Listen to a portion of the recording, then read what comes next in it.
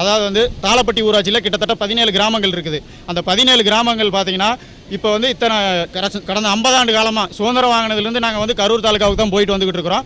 இப்போ என்ன பிரச்சனைனாக்கா புதுசாக மண்மங்கலம் தாலுக்கா வந்தனால எங்களுக்கு 20 கிலோமீட்டர் தூரத்தில் பயணிக்கிற மாதிரி ஒரு சுச்சுவேஷன் வந்துருக்குது. அது என்னென்னு கேட்டிங்கன்னா 2 பஸ் தாண்டி போக வேண்டியது இருக்குது. இங்கே குழந்தைங்க சர்டிஃபிகேட் வாங்கணும், ரேஷன் கார்டு வாங்கணும், வருமான சான்றிதழ், ஜாதி சான்றிதழ் என எல்லாத்தையும் வாங்கணும்னாக்கா நாங்கள் இருங்க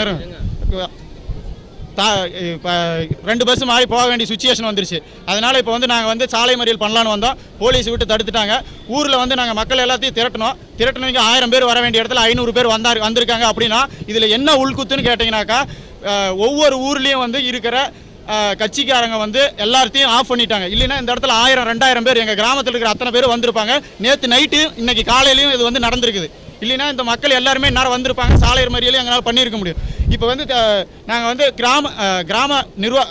கிராம பஞ்சாயத்து அலுவலர் வந்து தலைவரை வந்து நாங்கள் வந்து முற்றுகையிட்டு இருக்கிறோம். யாருமே இன்னும் வரல. தாசில்தாரோ கலெக்டரோ இப்போ வரலினாக்கா நாங்கள் பசங்கள்லாம் கையெடுத்துக்கு போகிறோம். இதுதான் இப்போ இங்கே நடக்க போகுது. அதாவது இப்போ கையெடுத்தும் வரல அப்படின்னா நாங்கள் ரேஷன் கார்டு, ஓட்டு ஐடி இதெல்லாம் திரும்ப வந்து கவர்மெண்ட்டுக்கே கொடுத்துட்றோம். கவர்மெண்ட்டே வச்சுக்கிட்டோம். சரிங்களா? 2016 தேர்தலுக்கு பற்றி நாங்கள் எந்த முடிவு எடுக்கல. இது வந்து ஒவ்வொரு பொதுமக்களோட ஒவ்வொரு தனி மனிதனோட ஆதங்கத்தை தான் நாங்கள் வந்து இப்போ வெளிப்படுத்துகிறோம் ஒழிஞ்சு தேர்தலுக்கு இதுக்கு எங்களுக்கு எந்த சம்மந்தம் இல்லை.